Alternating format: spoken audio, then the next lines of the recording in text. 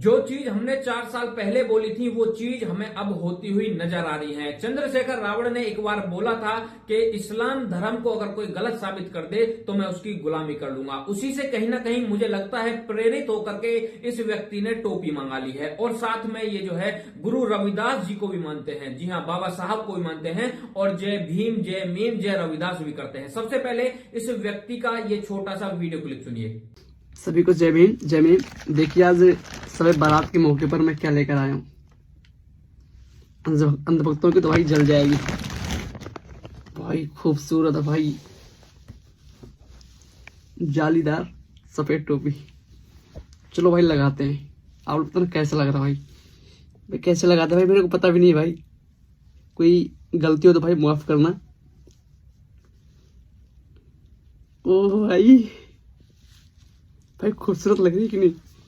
एक मिनट अभी और खूबसूरत लगेगी जब सफेद जालीदार टोपी के साथ ये नीला गमछा लगेगा। ओ भाई सच में मस्त लग रही यार। और बताइए भाइयों कैसा लग रहा हूँ?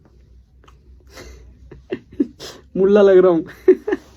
अंधभक्तों की तो भाई फटी की फटी रह जाएगी यार भाई। लेकिन सच में यार ये दूसरी मर्तबा लगाया। एक बार जब मैं गांव में था तब लगाया था और आज तो लेकर ही आ गया। गांव में भी रखी है, दोस्तों ने मेरे गिफ्ट की थी। गांव में भी हमारे दोस्त हैं, जैसे जीशान भाई हैं, आसिफ भाई हैं। पता नहीं वो ये वीडियो देख रहे होंगे कि नहीं देख रहे होंगे, लेकिन माशाल्लाह भाई खूबसूरत लग रहा हूँ। फिलहाल आप लोग कमेंट बॉक्स में बताइए कैसा लग रही है। फिलहाल जय भीम अल्लाह अकबर।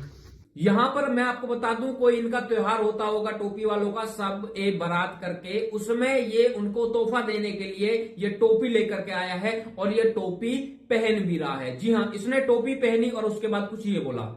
आजकल अंधभक्तों को हमारी टोपी और नीले गमछे से कुछ ज्यादा ही दिक्कत हो रही है भैया। कह रहे हैं कि संजीत तू मुल्ला बन जा, तू मुस्लिम बन जा, तू इस्लाम कबूल कर ले। तो मेरे भाई अगर मैंने इस्लाम धर्म कबूल भी कर लिया तो मेरे को कौन रोक सकता है? और बुराई क्या है इस्लाम में? वो भी एकता दिखाता है, वो भी एकता सिखाता है, वो भी भाईचारा सिखाता है। मैं दलित रहूं, जाटो रहूं या मुस्लिम बन जाऊं, इसमें किसी को तकलीफ होने वाली क्या बात है? अब बात रही टोपी की, तो देखो भाई साहब, किसी के कहने से मैंने टोपी नहीं पहनी और ना किसी के दबाव में आकर ये मैं टोपी उतार दूंगा। मेरी अपनी मर्जी है, पहनूं या लगा लूं। और ये नीला गमछा भी मैंने किसी के जोर दबाव में नहीं पहना, अपनी मर्जी से पहना है। अम्बेडकरवादी है। अगर मैं मुसलमान होता तो क्या अम्बेडकरवादी नहीं होता?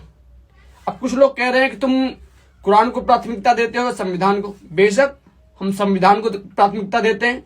जब भी देश की बात आएगी अपने संविधान को हम आगे लेकर खड़े होंगे। कुरान अपनी जगह है, संविधान अपनी जगह है। कुरान धार्मिक शिक्षा दे सकता है, लेकिन देश चलाने के लिए संविधान है। वहां तुम्हारा गीता, पुराण, वेद, रामायण कुछ भी काम नहीं आएगा और ना ही कुरान काम आएगा। वहां सिर्फ हमारे बाबा साहब का, हमारे बाप को लिखा संविधान काम आएगा। तो जिन अंधभक्तों को तकलीफ हो रही है हमारी जालीदार टोपी से, उनसे कहना चाहता हूं अस्सलाम वालेकुम, अल्लाह अकबर, जय भीम जय भीम। ये बता रहा है कि भाई अंधभक्तों को नीले गमछे से और टोपी से बहुत प्रॉब्लम हो रही है। बिल्कुल नहीं, बहुत बड़ी गलतफहमी में है। मैं तो कहना चाहता हूं तूने आज टोपी पहनी है, कल को अपना खतना भी करवा ले, हमें कोई प्रॉब्लम नहीं होगी। लेकिन हमें प्रॉब्लम जब होती है जब तुम जय भीम जय मीम और अब तो तुम जय रविदास भी बोलने लग गए हो। जी हाँ दोस्तों, ये जय रविदास भी बोल रहा है और अभी बताऊंगा हमें प्रॉब्लम किस वजह से होती है, वो क्या रीजन है जिसकी वजह से हमें थोड़ी चिंता होती है। पहले जय रविदास जय भीम और जय मीम जो बोला है वो सुनिए। आप सभी को संत शिरोमणि रविदास जी की जयंती पर बहुत बहुत बधाई और मंगल कामनाएं। साथियों, शिक्षा और ज्ञान क्यों जरूरी है आपको पता है? क्योंकि अगर आप शिक्षित हैं, आप ज्ञानी हैं, आप संत हैं, आप महान हैं, आप महापुरुष हैं, तो हर कौम, हर समाज के लोग आपकी कद्र करेंगे, आपके जन्मदिन पर आपको बधाइयां देंगे। अगर आप अंधभक्त हैं, आप जाहिल हैं, आप गोबर भक्त हैं और आप सिर्फ नफरत बांटना जानते हैं, तो सिर्फ जो नफरती गैंग है बस वही आपको याद रखेंगे, बाकी लोग आपको भुला देंगे। बस इतना ही कहना चाहता हूँ कि भाई साहब, दलित, मुस्लिम, पिछड़ा, आदिवासी सब एक साथ रहो। भाई किसी की हिम्मत नहीं होगी कि हम अगर चारों एक साथ रहे ना तो कोई हमारे ऊपर आंख भी उठा दे। फिलहाल जय भीम जय रविदास।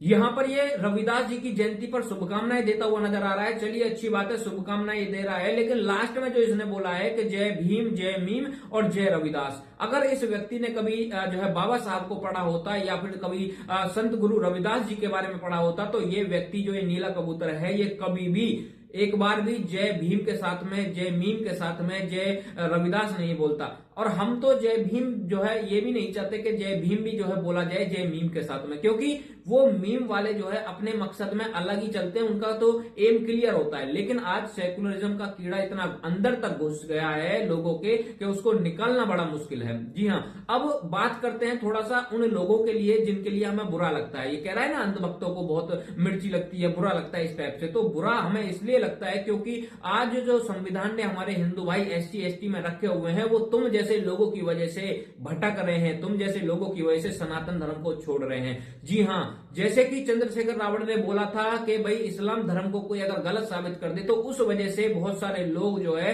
अब जय भीम जय मीम भी बोलने लगे। उसी तरीके से अब इसने जो है टोपी पहन ली है। कल को आने वाले समय में कोई और व्यक्ति भी टोपी पहन सकता है और धीरे धीरे करके ये ट्रेंड चल जाएगा कि नीला गमछा और सर पे टोपी। और दूसरी बात यह है जो हमें समझ नहीं आती, अगर तुम वाकई में संत गुरु रविदास जी को मानते हो तो तुम सनातन का विरोध कैसे कर सकते हो, टोपी कैसे पहन सकते हो? ये तो या तो ऐसा हो सकता है कि तुम संत गुरु रविदास जी को मानो और तुम जो है देवी देवताओं के बारे में उल्टा सीधा ना बोलो, सनातन धर्म के बारे में उल्टा सीधा ना बोलो, टोपी ना पहनो।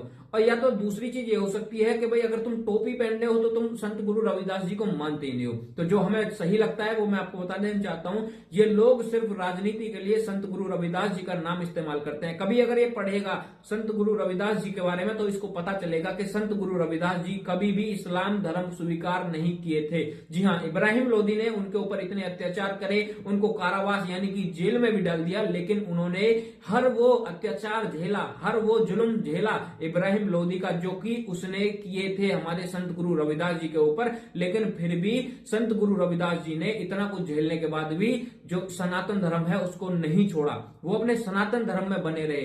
तो मैं कहना चाहता हूं, अगर तुम उनको मानने वाले हो, संत गुरु रविदास जी को मानने वाले हो, तो तुम सनातन धर्म के बारे में गलत कैसे बोल सकते हो? और अगर तुम जो है सनातन धर्म के बारे में, देवी देवताओं के बारे में गलत बोलते हो तो मैं ये दावे के साथ कह सकता हूं तुम संत गुरु रविदास जी को नहीं मानते हो। तुम सिर्फ और सिर्फ आम जनता को, हमारे उन भाइयों को जो संविधान ने SC ST में रखे हैं, उनको तुम गुमराह कर रहे हो, उनको तुम एक गलत रास्ते पर लेके जा रहे हो। मैं ये चीज दावे के साथ कह सकता हूं। जी हाँ दोस्तों, और एक सवाल और है मेरे मन में। ये एक तरफ तो बोलते हैं कि भाई साहब जो मतलब भगवान है वो हमने देखे नहीं है इसीलिए हम उनको मानेंगे नहीं, भगवान है तो हमारे सामने लेकर के आओ। आज ये लोग कहीं ना कहीं जय भीम जय मीम बोलते हैं, तो मैं इनसे पूछना चाहता हूं तुमने अल्लाह को कब देखा?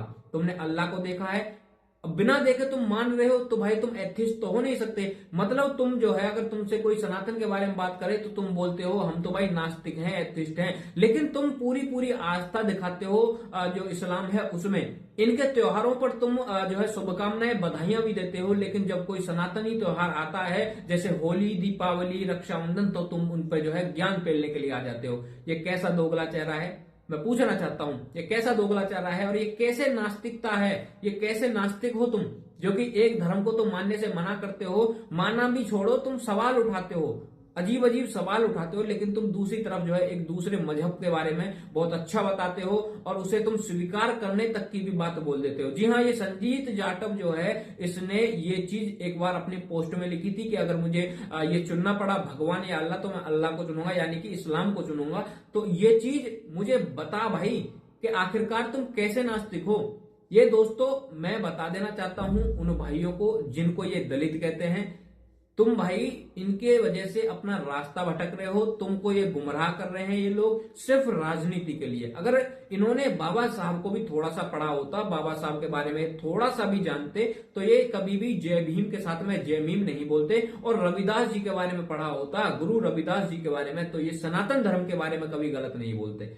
बाकी आपके ऊपर फैसला है। मैंने इतनी चीजें आपको दिखाई हैं, क्या आपके दिमाग में कुछ चीजें आई तो मुझे जरूर बताना। आप इस व्यक्ति के बारे में क्या कहना चाहते हो ये भी बताना। जय श्री राम, हर हर महादेव।